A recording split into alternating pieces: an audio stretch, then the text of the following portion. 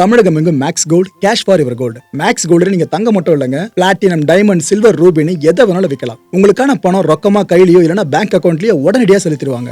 Market மதிப்பை விட 100 ரூபாய் ஒரு கிராமுக்கு உங்களுக்கு கூடுதலாக கிடைக்கும். தமிழ்நாடு முழுக்க டோர் ஸ்டெப் சர்வீஸும் இவங்க ப்ரொவைட் பண்றாங்க. உங்களுக்கு கோல்ட விற்கணும்னு அதுக்கு ஒரே ஒரு பெஸ்ட் பிளேஸ் மேக்ஸ் கோல்டு தான். கால் 04445454545. வணக்கம். Big topic with Karthik Mayakumar. இந்த திருப்பதி கோயிலுக்கே நாமம் போட்டாங்க அப்படின்ட்டு ஒரு விஷயத்தை பத்தி நம்ம ரீசெண்டா பேசியிருந்தோம்.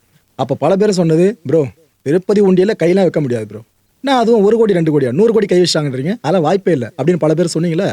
சம்மந்தப்பட்டவரை கதறி எழுதி இப்போ வீடியோ போட்டிருக்காருங்க. இதை பற்றி தான் முழுக்க பார்க்க போகிறோம். நிகழ்ச்சியில் போகலாம்.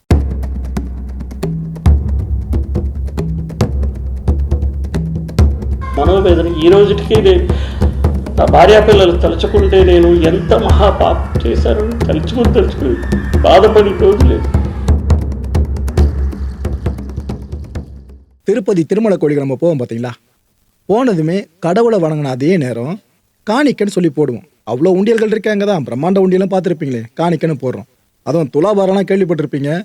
நம்மளோட எடைக்கு நிகராக வெள்ளி, தங்கம், இன்னும் சில பேர்லாம் பண்ணுவாங்க பாருங்க. நான் வைத்தச்சில் சொல்கிறேன்னு நினைக்காதீங்க. வைர அட்டிகை, வைரத்தில் சின்ன நிறைய நகைகள் இதெல்லாம் கொண்டு வந்து அப்படியே போடுவாங்க. கோல்டு பார் இருக்குல்ல, இது வரைக்கும் அதில் போட்டவங்க எண்ணிக்கையும் பல மடங்கு இருக்க தான் செய்யுது.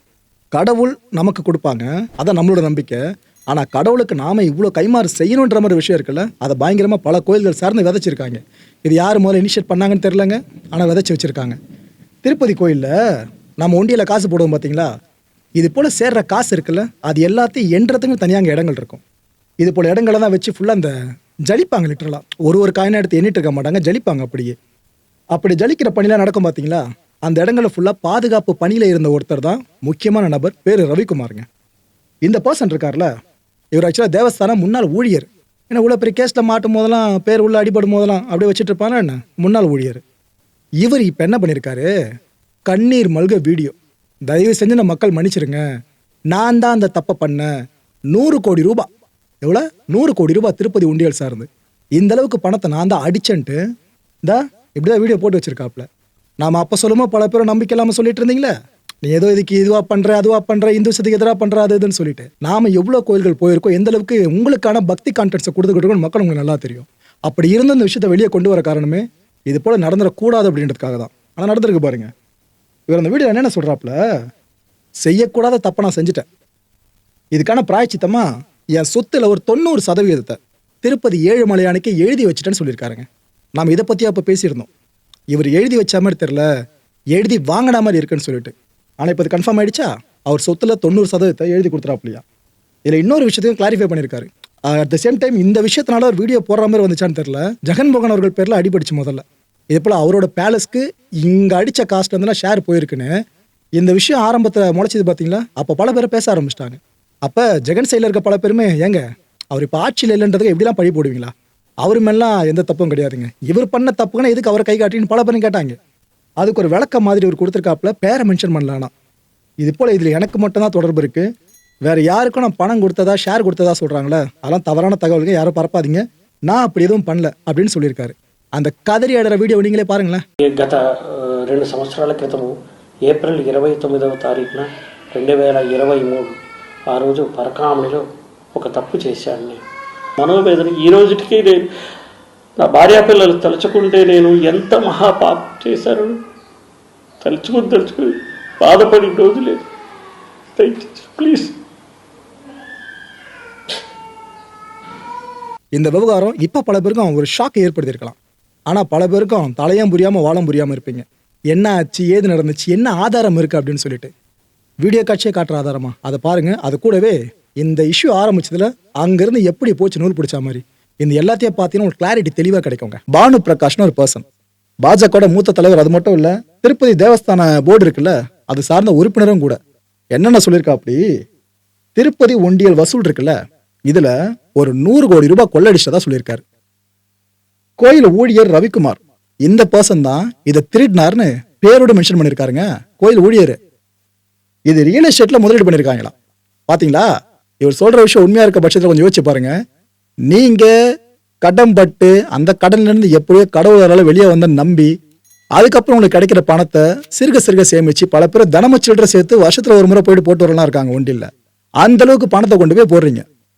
அப்படி போடுற பணத்தை நல்ல விஷயங்களை பயன்படுத்துறாங்கன்னா கடவுளுக்கான ஒரு பயன்பாடை நம்ம பார்த்துக்கலாம். அதை விட்டுட்டு யாரோ கொள்ளையடிச்சு ரியல் எஸ்டேட்ல போடுறாங்கன்ற செய்தி கேட்ட எவ்வளோ கோவம் வரும் உங்களுக்கு. இதை தான் இப்போ சொல்லியிருக்கா. அப்படி ஜெகன்மோகனோட பங்களா ஒன்று இருக்கு. அதுக்கு கூட இந்த உண்டியல் வசூல் பண்ற பணம் திருடப்பட்டதெல்லாம் அனுப்பப்பட்டதா அவரையும் பிடிச்சி உள்ள இழுத்து போட்டிருக்காங்க. இது எல்லாம் நடந்தது ஜெகன்மோகனோட ஆட்சி காலத்துல. ஸோ அவருக்கும் பங்கு போயிருக்குன்ற மாதிரி தான் அவங்க ப்ரொஜெக்ட் பண்றாங்க. தெலுங்கு தேசம் கட்சியா இருக்கட்டும், பாஜகவா இருக்கட்டும், 2 பேரும் ஒரே தராசு தட்டு தான். எந்த அளவுக்கு இணக்கம்னு நான் உங்களுக்கு சொல்லி தெரிய வேணும். ஒரு தகவல் இப்போ வெளியா இருக்கு, அதையும் சொல்லிடுறேன். இந்த ரவிக்குமார் இருக்கா அப்படில, அதான் உண்டியல்ல கை வச்சாருன்னு சொல்லப்படுறவர், இவர் மேல ஏற்கனவே கேஸ் ஒன்று ஃபைல் பண்ணப்பட்டிருக்கான். அது என்ன இருக்கான், லோக் அதாலத் கேள்விப்பட்டிருக்கீங்களா? அதாவது கோர்ட்டுக்கு போறதுக்கு முன்னாடி ஒரு சின்ன கோர்ட் மாதிரி மைண்ட்ல வச்சுக்கோங்களேன். சமரசம் பண்றதுக்குன்னு ஒரு சின்ன அமைப்பு மாதிரி வச்சுக்கோங்களேன். அங்கேயே இந்த லீகலா பெருசா போகாம சமரசம் பண்ணி பேசி முடிச்சிருவாங்க. இந்த வகையில பாதி சொத்தை இந்த கோயில் நிர்வாகத்துக்கு ரவிக்குமார் எழுதி வச்சிட்டாப்லையாம். வச்சிட்டாருன்னு சொல்ல கூட எழுதி வாங்கிட்டாங்களாம். ஓகேவா? இது ஒண்ணு. கொஞ்சம் சொத்து மீதி இருக்கும் பதில் ரவிக்குமாருக்கு. இது என்ன பண்ணிருக்காங்கன்னா, சில போலீஸ் பெரிய தலைக்கட்டுங்களும் அப்புறம் இந்த தேவஸ்தான அதிகாரின்னு சில பேரை சேர்ந்துக்கிட்டு அவரை மிரட்டி அவங்களோட ரிலேட்டிவ்ஸ் பேர்ல எழுதி வாங்கிட்டாங்களாம்.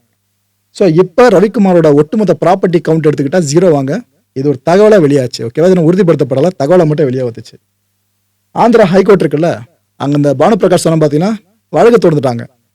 லோக் அதாலத்தோட சமரச தீர்ப்பு இருக்குல்ல, அது ரத்து பண்ணப்பட்டுருச்சு. இதுக்கு முன்னாடி சொன்ன பாருங்க, கோர்ட் போறது முன்னாடி இதெல்லாம் பண்ணி முடிச்சாங்க, சமரசம் ஆயிடுச்சுன்னு. அதை ரத்தே பண்ணிடுச்சு ஹைகோர்ட். வழக்கை சிபிசிஐடியுமே விசாரிக்கணும்னு உத்தரவு பிறப்பிச்சிட்டாங்க. வழக்கோட ஆவணங்கள் இருக்குல்ல, இது எல்லாத்தையும் தாக்கல் பண்ணணும். பழைய அறங்காவலர் குழுவோட தீர்மானம் இருக்குல்ல, நிறைவேற்றப்பட்ட தீர்மானம் ஒண்ணு, அதோட நகலும் கோர்ட்ல சப்மிட் பண்ணி ஆகணும்னு ஹைகோர்ட்டே இந்த வழக்கை கையில் எடுத்திருக்குங்க. எவ்வளவு பெரிய விஷயமா போயிட்டு இருக்குல்ல. ஆக்சுவலா தெலுங்கு தேசம் பார்ட்டி இருக்குல்ல, அவங்க தான் கீ ரோல் பிளே பண்றது. ஏன்னா ஜெகன்மோகன் அவர்கள் சார்ந்து தாக்கி யாரோ ஒருத்தவங்க சொல்றாங்கன்னா அவங்களை ஃபுல்லா பேக் பண்றது தெலுங்கு தேசம் பார்ட்டி தான். பாஜக தெலுங்கு தேசம் பார்ட்டி 2 பேரும் சேர்ந்து தான் இவ்வளவு பெரிய விஷயத்தை வெளியே கொண்டு வந்துட்டு இருக்காங்க. சோ பாஜக குற்றம் சாட்டிடுச்சு, உண்டியல கை வச்சாங்கன்னு தெலுங்கு தேசம் பார்ட்டியும் குற்றம் சாட்டிடுச்சு. வெறும் குற்றச்சாட்டு யாரும் சுமத்தலால, ஆதாரம் வேணும்ல, இந்த எடுத்துக்க ஆதாரம் அப்படின்னு சொல்லிட்டு சிசிடிவி காட்சிகளோட தொகுப்புகளை இப்போ வெளியிட்டு இருக்காங்க. அதான் ஒரு இடத்துல நடந்த ஒரு இன்சிடென்ட் கிடையாது. இந்த பர்சன்ஸ்ல எந்த அளவுக்கு கை வச்சிருக்காங்க, எப்படி எப்படிலாம் பணத்தை திருடி இருக்காங்கன்னு எல்லாத்தையும் வெளிச்சம் போட்டு காமிச்சிருக்காங்க. அந்த கேமரா காட்சிகள்ல எப்படி எல்லாம் திருடி இருக்காங்க அப்படின்ட்டு நீங்களே பாருங்க மக்களே. இந்த குற்றச்சாட்டுகள் உண்மை அப்படின்னு மெய்ப்பிக்கிற வகையில தான் இந்த சிசிடிவி வீடியோவை அவங்க வெளியிட்டு இருக்காங்க.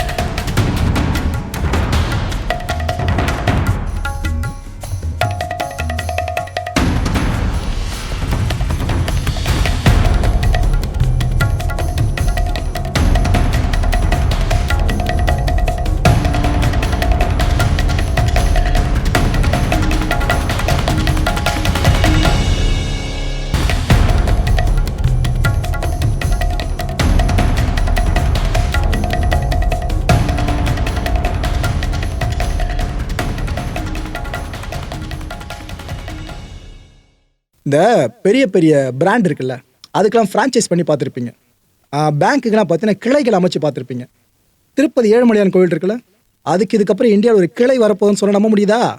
பிரான்ச்சுன்னு தான் சொல்ல அவங்க. ஆனால் ஒரு விஷயம் இப்போ இனிஷியேட் பண்ணியிருக்காங்க. இது சரியான முடிவா இல்லைனா தவறான முடிவான்றதை மக்கள் நீங்கள் முடிவு பண்ணிக்கலாம். வழக்கமாக நான் ஒரு ஸ்டாண்ட் எடுக்கல. பீகார் கேபிட்டல் பாட்னா இருக்குல்ல, அங்கே திருப்பதி ஏழுமலையான் கோவில் இருக்குல்ல, அந்த திருப்பதி தேவஸ்தானம் இவங்களுக்காக ஒரு நிலத்தை அலோகேட் பண்ணியிருக்காங்க, ஒதுக்கியிருக்காங்க. பீகாரில் கிட்டத்தட்ட 10.11 ஏக்கருங்க. அந்த நிலத்தோட அளவு மாநில அரசு ஒதுக்கியிருக்கு, பீகார் கவர்மெண்ட் ஒதுக்கியிருக்காங்க. கிட்டத்தட்ட 99 ஆண்டுகளுக்கு லீஸு. அதுவும் லீஸ் தொகை எவ்வளோ நினைக்கிறீங்க? வெறும் ₹1. அதாவது ஒட்டுமொத்தமாக ஏழுமலையானுக்கு நாங்கள் செய்கிற ஒரு விஷயம்ப்பா இது. எங்களோட பக்தியை காட்டுற விஷயம்ப்பா. இங்கே இருக்க பக்தர்கள் ஏழுமலையான் தரிசிக்கிறதுக்கு நாங்கள் ஏற்படுத்தி கொடுக்குற வாய்ப்புப்பா. இதுக்கான லீஸ் அமௌண்ட் ஒரே ₹1 போதும் அப்படின்னு சொல்லியிருக்காங்க 99 வருஷங்களுக்கு. ஸோ நாம் இங்கே பார்த்துட்டு இருக்க திருப்பதியில் இருக்க சவுத்தில் இது மாதிரி ஒரு திருமலையை நாம் பீகாரில் பார்க்க போகிறோம் இனிமேல். ஸோ இப்போ தான் இந்த நிலம் சார்ந்த விஷயமே முடிவு பண்ணப்பட்டிருக்கு. இதுக்கப்புறம் இந்த பிளானிங்கு, கன்ஸ்ட்ரக்ஷன் இந்த வேலை ஆரம்பிச்சிருவாங்க போல இருக்கு. இதே அளவு கடந்ததுங்க, மாற்று கருத்தில் அளவு கடந்தது. நம்மளே வருத்திப்போம் சில நேர்த்தி கடன்கள் சார்ந்து. அந்த அளவுக்கு பக்தி நமக்குள்ள தழைச்சிருக்கு. அப்பேற்பட்ட பக்தியை வியாபாரமாக்குறோன்னு யாராவது நினைக்கிறாங்க அப்படின்னாலே அதை விட விஷமம் வேற எதுவுமே கிடையாதுன்னு தான் சொல்லுவேன். இந்த கான்டென்ட்டை பொறுத்த வரைக்கும் சிந்திக்க வேண்டியது பக்த கோடிகளான நீங்கள் தான். முதல்ல பாத்திரம் இருந்து பிச்சைடுன்னு ஒரு பழமொழி இருக்கும்ல, இனிமே உண்டியில இருந்து காணிக்க போடும். இதுதான் புது பொதுமொழியாக மாற்றணும் போல இருக்கு. ஸோ நீங்கள் எவ்வளவோ கஷ்டப்பட்டு சம்பாதிக்கிற பணம் இருக்குல்ல, இதை கண்டிப்பாக கோயில் உண்டியில் போகணுன்ற எண்ணம் உங்களுக்கு கண்டிப்பாக இருக்கும். நீங்கள் என்ன நினைப்பீங்க? நாம் கடவுளை வழிபட்டு போகிறோம், இந்த கோயில் சார்ந்த புனரமைப்பு வேலைகள், அப்புறம் நிறைய பேருக்கு அன்னதானம் போடுறது, இன்னும் நிறைய நல்ல விஷயங்களை பண்ணுறது, நிறைய கல்லூரி வளாகங்களை திறக்கிறது, அதுக்கெல்லாம் இந்த பணம் பயன்படுதுன்னா இதை விட நல்ல விஷயம் வேறு என்ன இருக்க போகுது அப்படின்னு நம்பி நம்ம கோயிலில் உண்டியில் காசு போடுவோம். ஆனால் அதை எவனோ ஒருத்தன் 100 கோடி 200 கோடின்னு அடிக்கிறானாக்கா அந்த செய்தியை கேட்குறப்ப எவ்வளோ கடுப்பாக இருக்கும் நம்மளுக்கு. ஏன்னா இந்த அளவுக்கு பக்தியில் தழைச்ச நாம மக்களுக்கு நல்லது நடக்கணுன்ற எண்ணத்துல மேலே நிற்கிறோம். ஆனால் எவனோ ஒருத்தர் சாப்பிட்டு போகிறான் பார்த்தீங்களா, இதுதான் வயிற்றுச்சல் ஏற்படுதுங்க. பார்த்து உஷாராக இருந்துங்க மக்களே. அடுத்த நிகழ்ச்சி சந்திக்கலாம். நன்றி, வணக்கம். தமிழகம் எங்கும் Max Gold, cash for your gold. Max Gold நீங்க தங்க மட்டும் இல்லைங்க, பிளாட்டினம், டைமண்ட், சில்வர், ரூபினி எதை வேணாலும் விற்கலாம். உங்களுக்கான பணம் ரொக்கமா கையிலயோ இல்லைன்னா பேங்க் அக்கௌண்ட்லயோ உடனடியாக செலுத்திடுவாங்க. மார்க்கெட் மதிப்பை விட ₹100 ஒரு கிராமுக்கு உங்களுக்கு கூடுதலாக கிடைக்கும். தமிழ்நாடு முழுக்க டோர் ஸ்டெப் சர்வீஸும் இவங்க ப்ரொவைட் பண்றாங்க. உங்களுக்கு கோல்ட விற்கணும்னு அதுக்கு ஒரே ஒரு பெஸ்ட் பிளேஸ் மேக்ஸ் கோல்டு தான். கால் 04445454545. என் நண்பர் மாயம் ஸ்டுடியோஸ் நேயர்களே, மாயம் பக்தின்னு ஆன்மீகத்துக்காக பிரத்யேகமாக ஒரு சேனலை கொண்டு வந்திருக்கோம். மறக்காம சப்ஸ்கிரைப் பண்ணி அந்த சேனலுக்கு உங்களோட ஆதரவை மனப்பூர்வமாக தெரிவிங்க. வணக்கம் மாயம் ஸ்டுடியோஸ் நண்பர்களே. மாயம் ட்ரெண்ட்ஸ் அப்படின்ற ஒரு புதிய ஃபேஸ்புக் பேஜை ஓப்பன் பண்ணியிருக்கோம். நீங்கள் யூடியூப்பில் பார்த்துட்டு இருக்கீங்களா நம்மளோட கான்டென்ட்ஸ்லாம், இதெல்லாம் விட ஒரு படி மேலே ரொம்ப கிறிஸ்பாகவும் ரொம்ப சூப்பராகவும் நிறைய கான்டென்ட்ஸ் உங்களுக்கு இந்த பேஜில் காத்துட்டு இருக்குங்க. ஸோ உடனடியாக ஃபேஸ்புக் பிளாட்ஃபார்ம் போங்க, மாயம் ட்ரெண்ட்ஸ்னு டைப் பண்ணி சர்ச் பண்ணி நம்ம பேஜை ஃபாலோ பண்ணுங்கள். அப்படியே நம்ம சேனலையும் நீங்கள் சப்ஸ்கிரைப் பண்ணிட்டீங்க அப்படின்னா இன்னும் நிறைய புது கான்டென்ட்ஸை உங்களுக்காக ப்ரொடியூஸ் பண்ணி கொடுத்துக்கிட்டே இருப்பாங்க. நீங்கள் பண்ணுற ஒவ்வொரு சப்ஸ்கிரிப்ஷனும் எங்களுக்கு பெரிய மோட்டிவேஷனாக அமையும்.